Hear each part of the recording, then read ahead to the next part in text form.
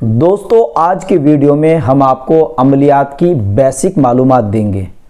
आज हम आपको बताएंगे कि अमलियात को जब हम स्टार्ट करते हैं और इख्तिताम करते हैं तो कौन सा ऐसा अमल है जो हम गलती से वो अमल नहीं करते हैं जिसकी वजह से हमारे अमल में हमको नाकामी का सामना करना पड़ता है। ये सारी चीज़ें हम डिटेल से डिस्कस करेंगे। अगर आप जानना चाहते हैं और सीखना चाहते हैं तो आप इस वीडियो को पूरा ज़रूर देखिए। रूहानी उस्ताद यूट्यूब चैनल के नाज़रीन, अस्सलामु अलैकुम वरहमतुल्लाहि ताला वबरकातुहू। नहमदुहु व नुसल्ली व नुसल्लिम अला रसूलिहिल करीम। अस्सलातु वस्सलामु अलैका या रसूलल्लाह व अला आलिका व सहाबिका या शफीअना यौमल जज़ा।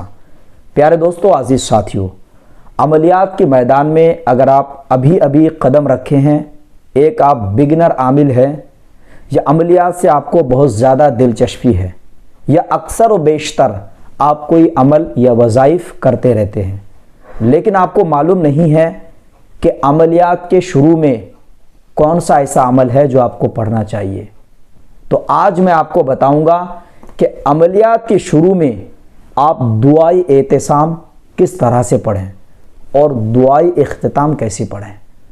फॉर एग्ज़ाम्पल, अभी आप अमल के लिए बैठे हैं तो अमल शुरू करने से पहले आपके लिए ज़रूरी होता है एक ऐसी दुआ पढ़ना जिससे अमल आपकी मकबूल हो, अमल आपका कामयाब हो, अमल में आपको मुकम्मल कामयाबी मिले। दूसरा यह है कि जैसे ही अमल की तादाद, अमल की पढ़ाई जो आप कर रहे हैं उसको आपने कंप्लीट कर लिया तो आखिर में दुआई इख्तिताम पढ़ना बहुत ज़रूरी होता है। ये बेसिक जो मालूमात होती है 99% आमिल ऐसे हैं जो इसको फॉलो नहीं करते हैं। आपको मैं बता दूं, कुछ ऐसी चीज़ें होती है अमलियात की कि अगर आप उसको छोड़ देंगे तो जाहिर सी बात है आपको नाकामी का सामना करना पड़ेगा। मिसाल के तौर पर एक मशीन है, मशीन तो एक पुर्जा से नहीं बनता है, मशीन में बहुत सारे ऐसे पुर्जे हैं, बहुत सारे ऐसे पार्ट हैं जिसको लगाने के बाद एक मशीन कहा जाता है। मशीन में अगर एक पुर्जे की कमी हो जाए, एक पार्ट अगर मिसिंग हो जाए तो बाज़ औक़ात वो काम नहीं करता है। ठीक इसी तरह अमलियात में, अमल अगर आप कामयाबी चाहते हैं अमल में, चाहे कोई जलाली अमल हो चाहे आपकी जमाली अमल हो, चाहे तर्क हैवानत वाली अमल पढ़ें या किसी भी तरह के औराद वज़ाइफ आप करें, तो आपके लिए ज़रूरी है कि ये जो मैं स्टेप बता रहा हूँ इसको फॉलो करना लाजमी है। प्यारे दोस्तों, अब इसको कैसे करना है तरीक़ा अच्छे से समझिए। जब भी आप कोई अमल पढ़ते हैं या कोई औराद वज़ाइफ करते हैं तो ज़रूरी है कि सबसे पहले आप 2 रकात नफिल पढ़ें। याद रखें, कोई भी अमल और कोई भी वज़ाइफ जब आप पढ़ते हैं, नमाज अफ़ज़लुल इबादात है, तो याद रखें नमाज से बढ़कर कोई इबादत नहीं है। जब आप 2 रकात नफिल पढ़ते हैं तो उस नफिल की बरकत से आपको इंशाअल्लाह ताला कामयाबी मिलेगी। आप जानते होंगे कि हुजूर के ज़माने में जब कोई चीज़ गुम हो जाया करता था तो उस टाइम लोग नमाज 2 रकात नफिल पढ़ते थे और नफिल नमाज पढ़ करके उसको तलाश किया करते थे।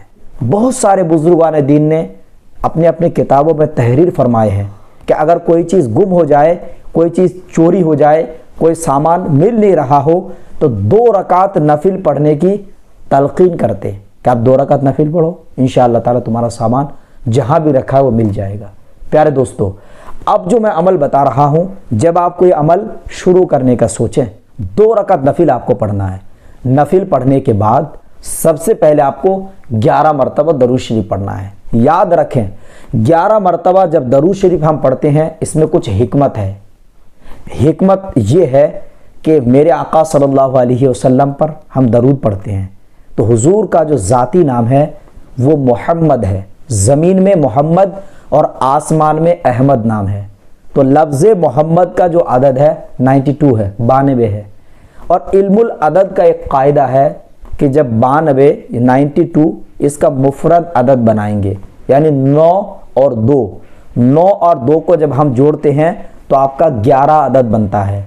तो जब हम 11 अदद दरूद शरीफ पढ़ते हैं 11 मरतबा तो उसकी तासीर जो है इजाफा होता है, ये उलमाए जफ़ार का कहना है।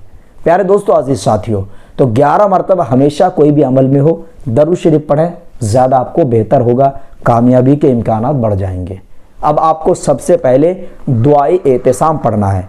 जो दुआए एहतिसाम पढ़ना है वो ये है, बिस्मिल्लाहिर्रहमानिर्रहीम, अल्लज़ी लैसा कमिस्लिही शैउन व हुवा समीउन नसीर, निअमल मौला व निअमन नसीर, हस्बी अल्लाहु व क़द कफ़ा, समिअल्लाहु लिमन दुआ, लैसा वराइल्लाहिल मुंतहा, मनिअतसमा बिहब्लिल्लाहि नजा।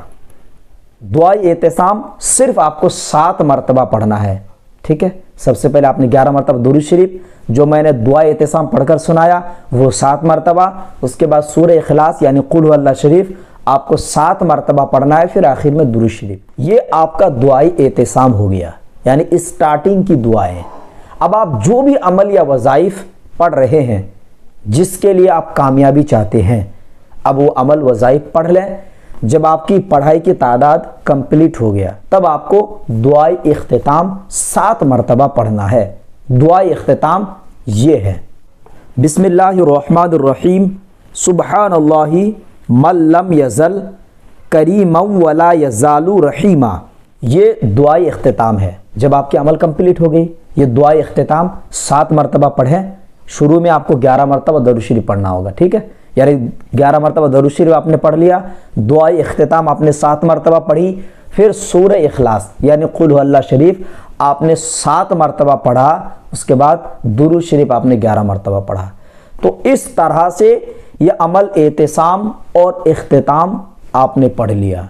इसके फ़ायदे क्या है सुनिए। सबसे पहला फ़ायदा यह है कि अमल कोई भी पढ़ें इंशाअल्लाह ताला आपको कामयाबी मिलेगी।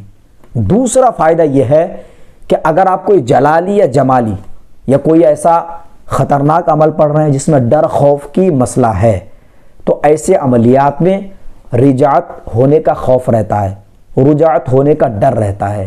तो आपको रजात से महफूज के लिए ये अमल पढ़ेंगे तो इंशाअल्लाह ताला इस दुआ इख्तिताम और दुआ एहतिसाम की बरकत से कभी भी अमल में आपको रजात का शिकार नहीं करना पड़ेगा। प्यारे दोस्तों, अजीज साथियों, एक छोटा सा इन्फॉर्मेशन था जो एहतिसाम और इख्तिताम के ताल्लुक़ से था, अमलियात की बेसिक मालूमात में से थी। अगर आप एक आमिल है तो इसको ज़रूर फॉलो करिएगा। प्यारे दोस्तों, अजीज साथियों, वीडियो अच्छा लगे तो लाइक शेयर करें, चैनल पे नए हैं तो सब्सक्राइब करें। अब अपने दोस्त उमर फारूक अजहरी को दे इजाज़त। अब अगले किसी नए वीडियो के साथ मिलेंगे इंशाअल्लाह अज़्ज़ा वजल। तब तक के लिए खुदा हाफिज़, फ़ी अमानिल्लाह।